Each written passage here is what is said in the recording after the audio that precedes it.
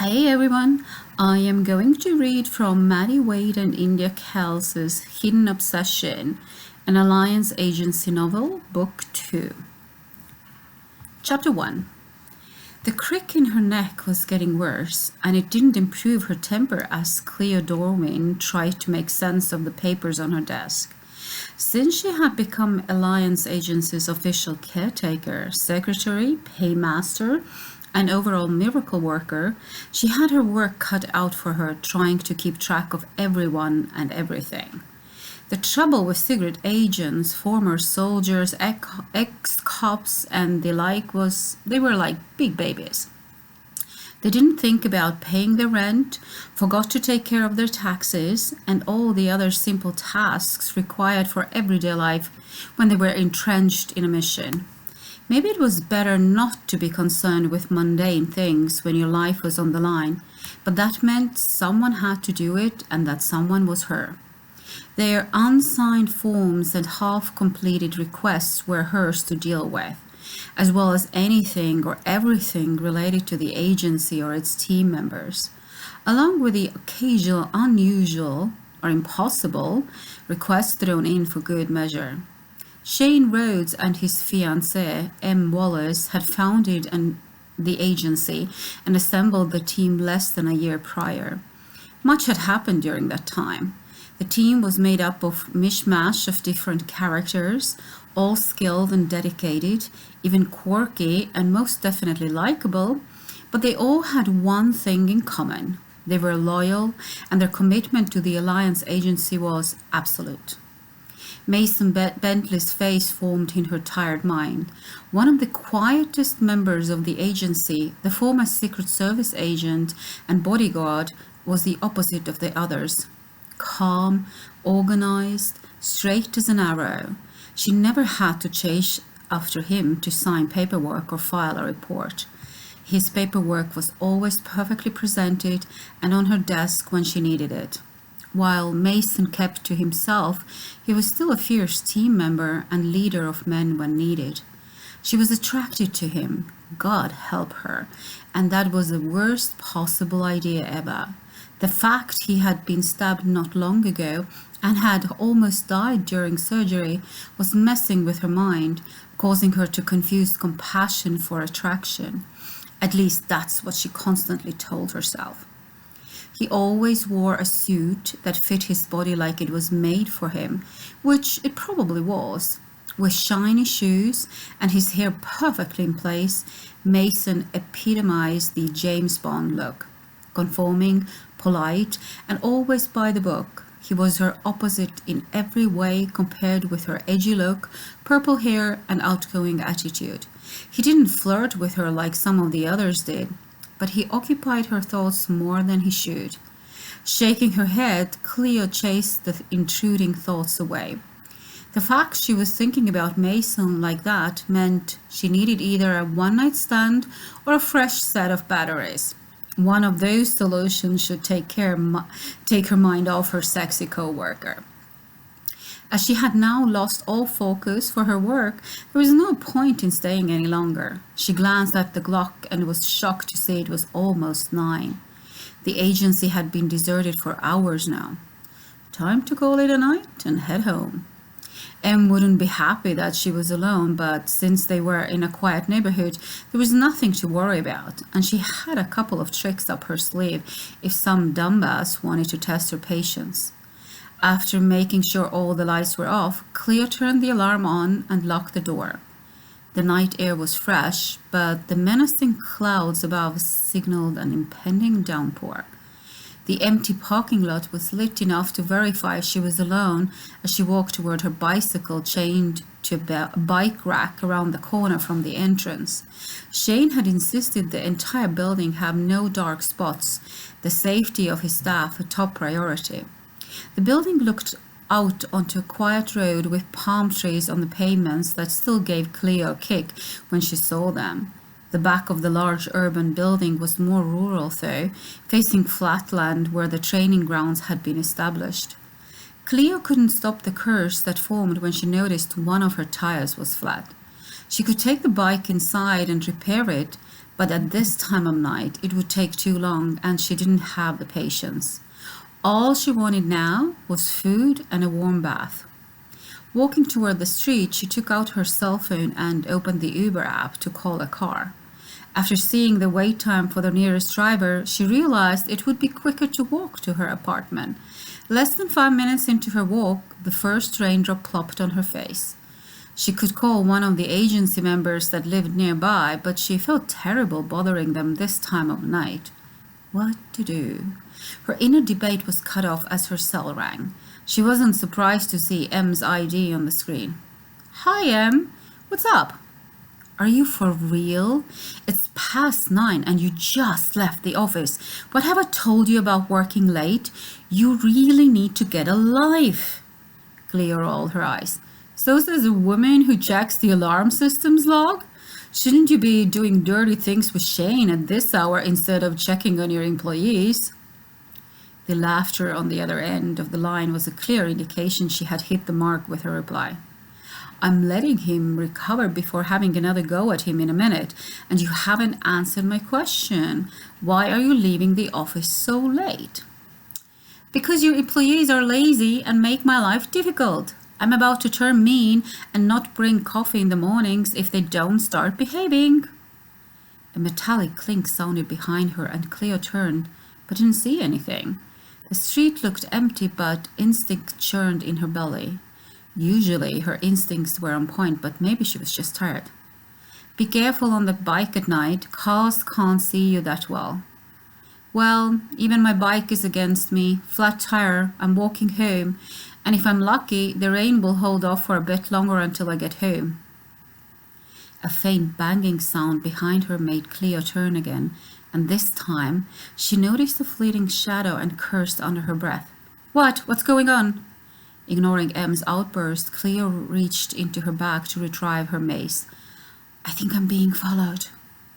On the other end of the line, Cleo heard shuffling before her boss spoke again.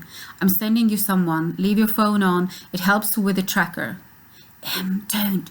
I'll just wait until he gets closer and spray him. Cleo, that won't work if he has a gun. I'm sending someone. It's not negotiable. The rain started to intensify and promised to be an intense downpour of biblical proportions.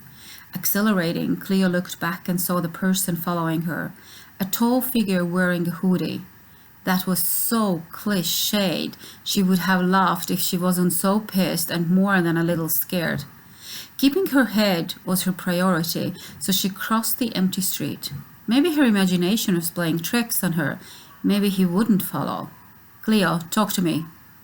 She looked back again, and the hooded man was still following her.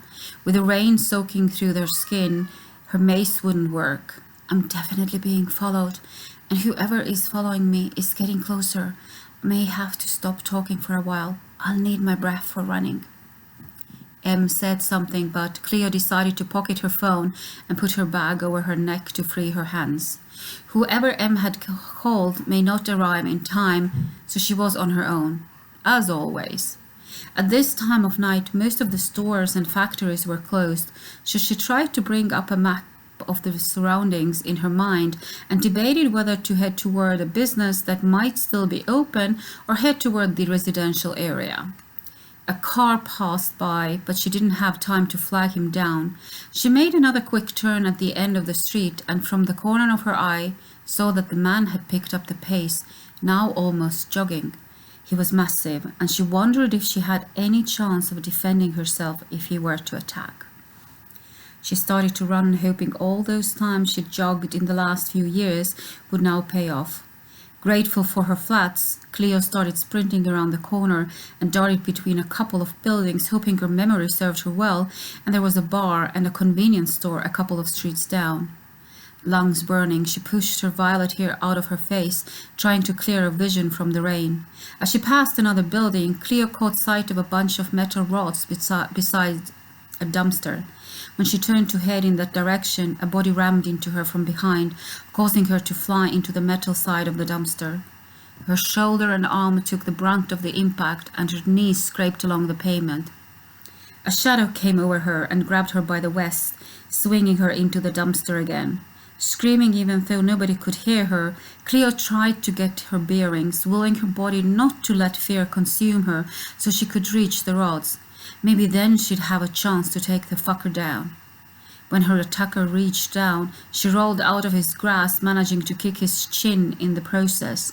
The angry growl from her assailant was definitely male. Her hands reached blindly for anything she could get to throw at him, a piece of brick at first, followed by several blocks of wood that were too light to do much damage. A cold hand captured her ankle and pulled before she could react. Her fingers scraped the pavement, but there was nothing to hang on to. As he picked her up with his hand around her throat, Cleo tried to kick and punch, not wanting to believe it was the end. Leave her alone. Now. She recognized the familiar English accent just as her attacker turned, using her body as a shield, and she saw Mason with his gun out, standing in the pouring rain. The injured idiot was trying to save her. She'd never been so relieved to see someone in all her life. He was dressed in a pair of jeans and a t-shirt, and she had never seen him in such a relaxed outfit unless he was working out. It was so unlike him, and yet he still had an aura of menacing command that made her want to strip him naked and make him lose control. The three of them were so close she could feel her attacker's warm breath against her neck, and Mason stood less than 6 feet away. Everything happened blindingly fast. Cleo didn't have a chance to blink before she was thrown toward Mason. Closing her eyes, she braced for the fall, but a strong, hard body caught her instead as her attacker's footsteps retreated. Cleo, look at me. Are you all right? Shivering from the cold and shock, she looked up at his handsome face, but could only nod. She was a strong woman, but she felt shaken, and tears pricked her eyes as she fought to blink them away, thankful for the rain that hid them. Mason ran his hand gently along her face, pushing her drenched hair out of the way. He was breathing hard, his blue eyes looking deep into her soul. She guessed he was trying to decide if he believed her. He was so close she could feel his breath against her lips, and Cleo thought he could kiss her. Instead, he helped her back on her feet. Looking her up and down before scanning the area, he kept his gun ready while guiding her back toward the road. His car was at the curb, and he whisked her quickly inside. He must have noticed she was shaking as he reached out to turn the heat up, even though it wasn't truly cold. Mason pushed a button on his steering wheel, and his phone started to ring. She wasn't surprised to hear M's voice on the other end when it was answered. Mason shot her a quick glance before speaking. You're on speaker. I've got Cleo. We're on our way to the hospital. That pulled her out of her stupor. No, I'm fine. I don't need to go to the hospital for a scraped knee. A warm shower and Band-Aid will sort me out. M sighed. Cleo, you were attacked. You need to report it to the police. What good would it do? I can't identify the man. I don't have enemies. It's a one-off incident. I'm fine. There's no need to make a fuss. Mason, talk some sense into her, please. Not sure that's possible, but I'll try. Mason disconnected the call and took a deep breath. I think you should report it and get checked out, but it's your call. You're an adult, and I can't make you. What do you want to do? Bless the man. Drive me home, Mason. I'll be fine. He was clearly against the idea, but had the good sense not to say anything. The 5 minutes it took to drive to her apartment was enough to steady her and shake the fear that clung to her like slime. She couldn't wait to have a hot shower to scrub the memory of the cold hands from her skin once and for all. Mason parked in front of her building and got out before she could stop him. She exhaled, annoyed at the relief she felt. Of course he would go all white knight on her. That was who he was. She saw how he looked around as he rounded the car, his hand on the gun tucked in the back of his jeans. He looked stern and fierce and sexy as hell. It helped to reassure her, not that she would ever admit it. Finally, he opened her door and offered his hand.